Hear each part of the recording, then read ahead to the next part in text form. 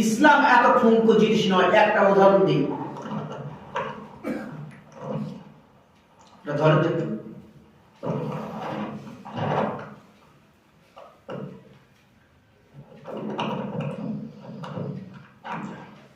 ইসলাম এত ঠুনকো জিনিস নয় যে মুহূর্তের মধ্যে পাল্টি খাবে। এখান থেকে 100 বছর আগে যে বিধান ছিল আজও আছে, কিয়ামত পর্যন্ত থাকবে। একটা উদাহরণ দিলে আপনারা জ্ঞানী বুদ্ধিমান মানুষ বুঝতে পারবেন। ট্রেন চলে কোথায়? ট্রেনের পাটিতে। আপনি যদি সেই ট্রেনটা যদি বলেন পাকা রাস্তা দিয়ে চালাবো, চলবে?